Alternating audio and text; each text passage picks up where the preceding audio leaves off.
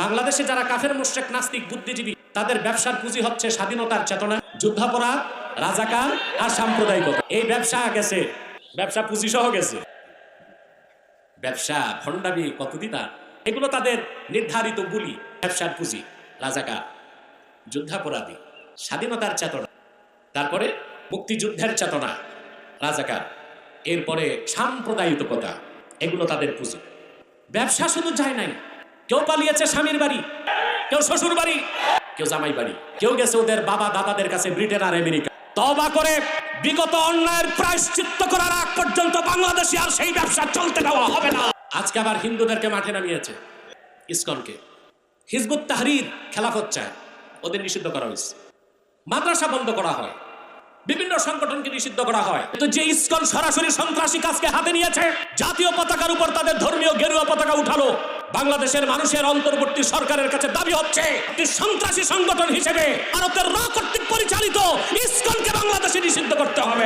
বাংলাদেশে চলতে দেওয়া হবে না। এটা বাংলাদেশে দাঙ্গা লাগাবে, সাম্প্রদায়িকতার ধোঁয়া তুলে দাঙ্গা সৃষ্টি করবে। এর পক্ষে আবার ট্রাম্প, এটা তো ড্রাম, হিন্দুদের প্রীতিতে আবার স্ট্যাটাস দিছে সোশ্যাল মিডিয়া অ্যাক্সে। ট্রাম্পকে মনে রাখতে হবে, এটা বাংলাদেশ। এদেশের মানুষ ৪৫ মিনিটে গণভবন দখল করছে। এই বাংলাদেশে পশ্চিমা কোনো এজেন্ডা বাস্তবায়ন করতে দেওয়া হবে না। ১৪ কোটি মুসলমান যেভাবে চায় সেভাবে বাংলাদেশ বানাবে, ঠিক না? ইসলাম হচ্ছে সাম্প্রদায়িকতার ঊর্ধ্বে। প্রত্যেকটা ধর্মই সাম্প্রদায়িকতার দোষে দুষ্ট। আর ইসলাম শুধু মুসলমানের জন্য না, আল্লাহর হাবিব রাহমাতুল্লিল আলামিন মুহাম্মদ সাল্লাল্লাহু আলাইহি সাল্লাম এই দ্বীন এনেছেন আল্লাহর কাছ থেকে। এই দ্বীন হচ্ছে দ্বীনুল্লাহ, আল্লাহর দ্বীন। অতএব ইসলামী শরিয়া দিয়া দেশ চলুক, এটা চাওয়া কি সাম্প্রদায়িকতা হবে? দ্বীন হচ্ছে আল্লাহর দ্বীন, দ্বীনুল্লাহ। জমিন হচ্ছে আরদুল্লাহ, আমরা হচ্ছি ইবাদুল্লাহ। দ্বীন কার? জমিন কার? বান্দা কার? দ্বীনুল্লাহ। জমিন হচ্ছে আরদুল্লাহ, আমরা হচ্ছি ইবাদুল্লাহ। আল্লাহর জমিনে আল্লাহর বান্দারা আল্লাহ দ্বীনের আইনকে রাষ্ট্রীয়ভাবে প্রতিষ্ঠিত করবে। এখানে সাম্প্রদায়িকতার কোনো ধোঁয়া তোলার সুযোগ নয়। ইসলামকে আল্লাহ তাআলা কতগুলো বিশেষণে বিশেষিত করেছেন। ইসলামকে আল্লাহ বলেছেন নূর, ইসলামকে বলেছেন উরওয়াতুল উসতা, ইসলামকে বলেছেন সিরাতুল মুস্তাকিম, ইসলামকে বলেছেন আল্লাহ নূরুল্লাহ, ইসলামকে বলেছেন আল্লাহ হুদা, ইসলামকে বলেছেন আল্লাহ নূর, ইসলামকে বলেছেন আল্লাহ দ্বীনুল্লাহ। ইসলাম হচ্ছে পূর্ণাঙ্গ জীবন বিধান। কোরআনের মাধ্যমে আল্লাহর হাবিব মুহাম্মদ সাল্লাল্লাহু আলাইহি সাল্লাম ইসলামকে প্রতিষ্ঠিত করেছেন। আর এই কোরআনের মাধ্যমে তিনি গোটা বিশ্ব মানবতা অন্ধকার থেকে মুক্ত হয়ে ইসলামের পথ দেখিয়েছেন ১৫০০ বছর আগে। এরপর আল্লাহ তাআলা বলেন বিইذনি রাব্বিহিম ইলা সিরাতিল আজিজিল হামিদ। মুহাম্মদ সাল্লাল্লাহু আলাইহি সাল্লাম, আপনার উপর কোরআন নাজিল করেছি যেন আপনি গোটা মানব জাতিকে অন্ধকার সমূহ থেকে একটি নূর তথা ইসলামের দিকে বের করে আনেন, মানব জাতির রবের অনুমতিতে। আবার ইসলামকে আল্লাহ বললেন ইলা সিরাতিল আজিজিল হামিদ। তাহলে ঠিক কে কোন পথে ডাকলো তা দেখতে হবে না, একটাই পথ আল্লাহর, সেটা ইসলাম। ওইটাকে আল্লাহ বলেছেন সিরাতিল আজিজিল হামিদ। ওই পথটা হচ্ছে ইসলাম, হচ্ছে আল্লাহ কর্তৃক স্বীকৃত মনোনীত পথ। এটা একটাই। এটা কয়টা? ইসলাম একটাই। ইসলামের কোনো ভার্সন নাই।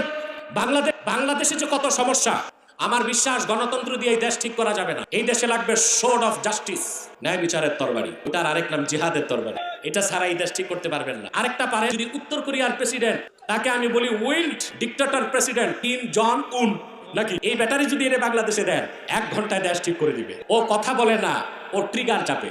ওর দেশে বন্যা পরিস্থিতি নিয়ন্ত্রণ করতে ব্যর্থ হয়েছে ৩২ জন অফিসারকে বন্যা ঠেকাইতে পারলো না কেন? গুলি করে মেরে ফেলছে। ওর বাবা মারা যাওয়ার পর ৭ দিন হাসা মানা ছিল, যারা হেসেছে গুলি করে মেরে ফেলছে। ওর মেয়ে যেরকম চুল কাট করেছে, যারা ওই রকম চুল কাট করেছে সবার চুল চেষে দিয়েছে। এই বাংলাদেশ ঠিক করতে দুইটার একটা, হয় শরিয়া আইন লাগবে, নতুবা ওই জঙ্গলিরে এনে এই জঙ্গল সাফ করাইতে হবে। কি করবেন আপনারা? ওই জঙ্গলকে আনলে, জঙ্গলিরে আনলে তো ওইটার দেশ থাকবে না, ওটাও জঙ্গল হয়ে যাবে। তো বলছিলাম বাংলাদেশের সমস্যার অন্ত নাই। বাংলাদেশে আগে ছিল বুদ্ধিজীবী, এখন এদের ভাত নাই। বুদ্ধিজীবীদের ঠাকুর যেগুলো সব আমার কাছে ডিবেটে হারছে আল্লাহর রহমতে। সবচেয়ে বড় শয়তান যেটা ছিল ঘাদানিকের সভাপতি শাহরিয়ার কবির, এটা গ্রেফতার হয়েছে, শুনছেন আপনারা? এটার নাম নাকি মুরগি চোর। এটা ডিবেটের পর জানছি আমি, ওরে আমি চিনতাম না। এই লোকটাকে গ্রেফতার করা হয়েছে। এই ঘাদানিক তৈরি করে, তারা ঘাদানিক তৈরি করে গেছে জাহানার ইমাম, ওইটারে আমি বলি জাহান্নামের ইমাম। রেখে গেছে তার পোষ্য পুত্র এই শাহরিয়ার কবিরকে। এটার কাজই হচ্ছে দেখে দেখে আলেম ওলামাদেরকে রাজাকার বলে। আপনারা দেখছেন ৫ আগস্টের আগে বাংলাদেশের এক বিচারপতি আমাকে বলে রাজাকার, জন্ম দেশ স্বাধীনের পরে। আমি চিন্তা করলাম এইরকম পাগল যখন আদালতে বিচারে রায় দিছে, তো কত অন্যায় রায় দিছে। আমাকে যদি বলে রাজাকার, এই পাগল, এটা তো শুধু পাগল না, কুখ্যাত জিন্দিক, নাস্তিক, কাফের, এটা আমাকে রাজাকার বলে। তো শাহরিয়ার কবির গ্রেফতার হয়েছে। পরে জানলাম 1971 সালে পাকিস্তানি ক্যাম্পে সে দেশি মুরগি সাপ্লাই করত। এটা আবার আমাদের কথা না, এটা বলেছে সেক্টর কমান্ডার বঙ্গবীর কাদের সিদ্দিকী। আমরা তো বঙ্গবীর আব্দুল কাদের সিদ্দিকীর কথা মানতে হবে, সেক্টর কমান্ডার। আর স্বাধীনতা যুদ্ধে 71 সালে শাহরিয়ার কবির কোথায় ছিল কেউ জানে না, তাহলে পাকিস্তানি ক্যাম্পে ছিল। চোরের মার বড় গলা, এটা হচ্ছে চোরের বাপ, পুরুষ তো। এটা আমাদেরকে রাজাকার বলে, যুদ্ধাপরাধী বলে, আলেম ওলামারে ফাঁসির জন্য চিল্লাচিল্লি করছে। আমার দৃষ্টিতে 1971 সালে যে পাক হানাদার আমার দেশের নিরীহ মুসলমানকে হত্যা করেছে, তাদেরকে দেশি মুরগি সাপ্লাই করে এনার্জি ক্রিয়েট করে শাহরিয়ার কবিরও যুদ্ধাপরাধী হয়ে গেছে। আমরা তার ফাঁসি চাই। শাহরিয়ার কবির সহ তারা ভারতের দালালি করেছে এতদিন, তারা হচ্ছে যুদ্ধাপরাধী, দেশের শত্রু। দ্রুত ট্রাইব্যুনালে তাদের ফাঁসির আদেশ দিতে হবে। ইসলামের কোনো ভার্সন নাই। বুদ্ধিজীবীদের ভাগ গেছে, পুরান পাগলের ভাবতে এখন নতুন পাগল বের হয়েছে 5ই আগস্টের পরে। এদের নাম বলবো রাষ্ট্রচিন্তক। রাষ্ট্র ওনারা রাষ্ট্রীয় চিন্তা করতেছে। এদের ঠাকুর হচ্ছে ফরহাদ মজার। এই লোকটা বলেছে, এই যে যত সমন্বয়ক দেখেন, শীর্ষ সমন্বয়ক যারা, এদের ব্রেন ওয়াশ ও করে। তবে আলহামদুলিল্লাহ সমন্বয়কদের একটা বিরাট অংশটা আমার কাছেও আসে, আমি আবার পজিটিভটা ওয়াশ করি। তো ফরহাদ মজার বলেছে বাংলাদেশে আরবের ইসলাম চলবে না। তা আরবের ইসলাম ছাড়া তো ইসলামই নেই।